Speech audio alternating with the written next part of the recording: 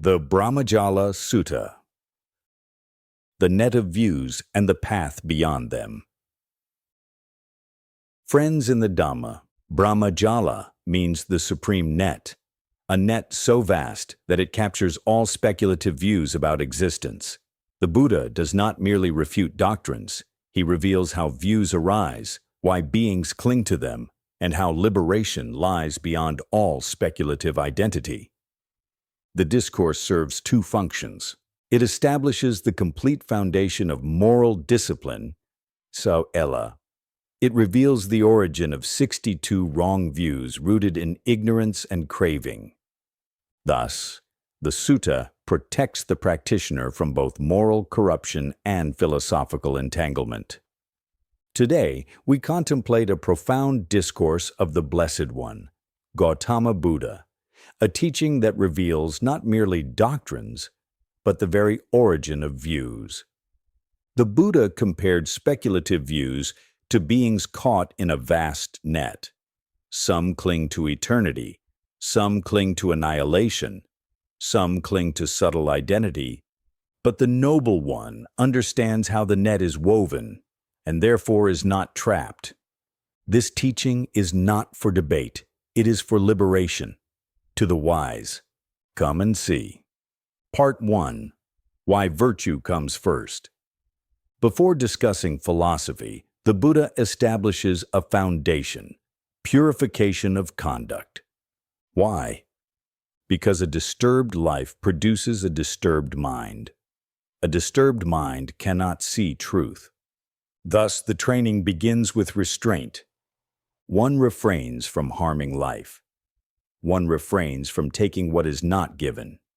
One refrains from false speech. One refrains from misconduct of the senses.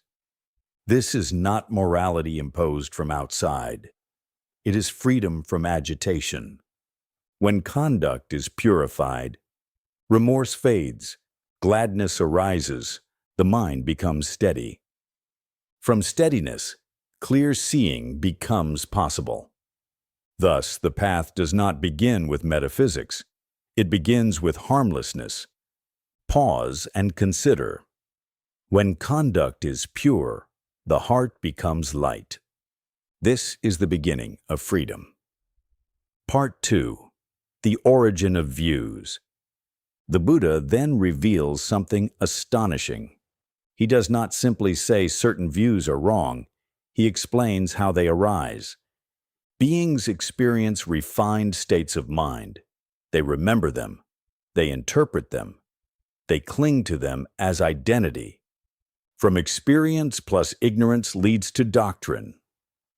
Thus, philosophy is born from attachment to experience. This is a profound psychological insight. Not knowing conditional arising, beings conclude, this is eternal. This is self. This is ultimate. But what is experienced is conditioned, arisen, and passing. Therefore, the Buddha does not attack doctrines. He reveals their roots. Part 3. The pattern behind all wrong views. The discourse shows a universal chain. Contact to feeling, to craving, to clinging, to view, to becoming. When pleasure is experienced, beings want permanence implies eternalism. When loss is feared, beings want escape to annihilationism. When identity is assumed, beings construct systems of existence. Thus, all speculative views arise from ignorance, craving, identity view. The Buddha sees this process directly, therefore he is free from fixation. Part 4. The 62 views as expressions of attachment. The discourse enumerates many views, but their essence is simple.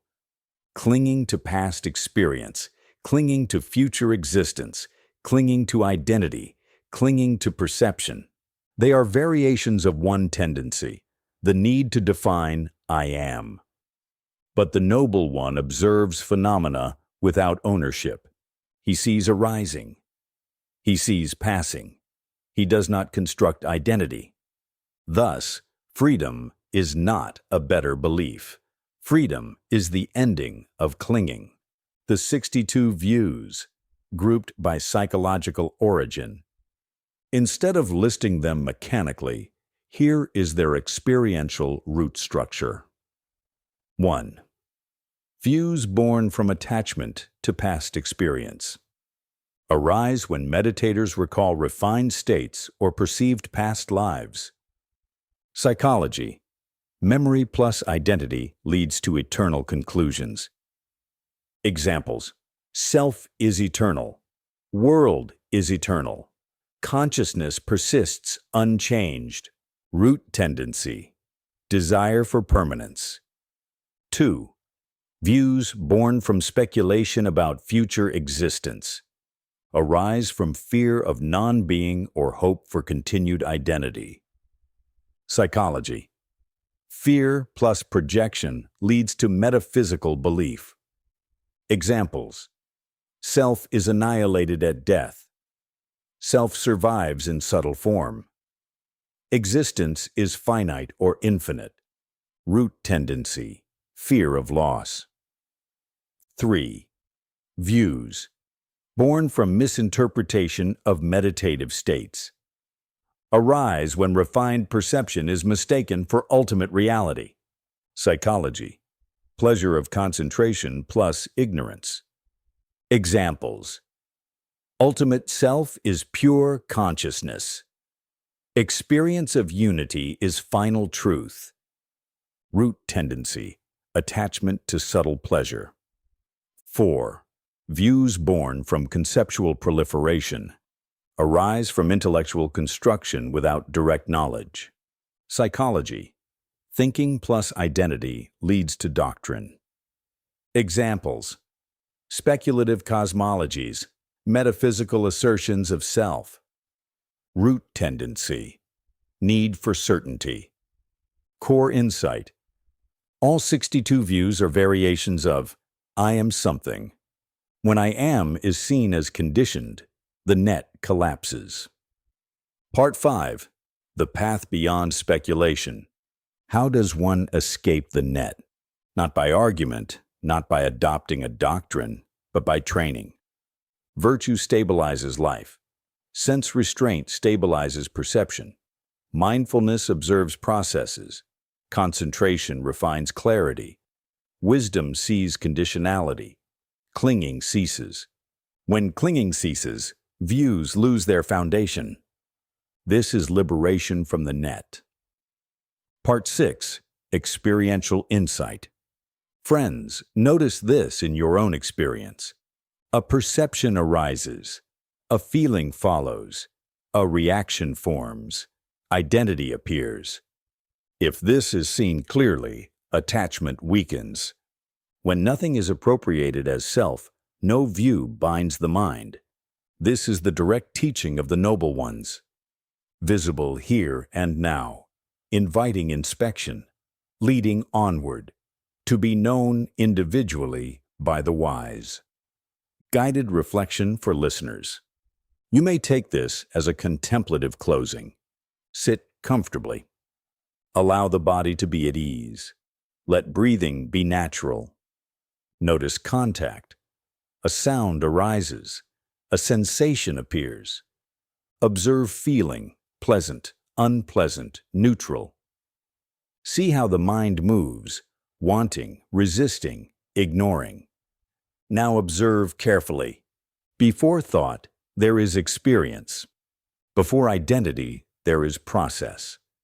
Do not add I or mine. Simply no arising. Simply no passing.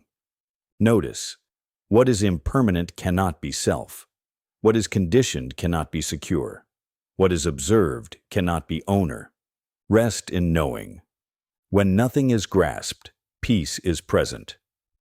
Remain aware. This is the path beyond views. Those who cling to views seek certainty in what is uncertain. Those who understand conditions seek no identity. When experience is known simply as arising and passing, the heart is released. Thus the Buddha is unshaken, released from all views. not through grasping a correct doctrine, but through the complete absence of grasping. May this reflection support your practice. May wisdom arise. May suffering cease.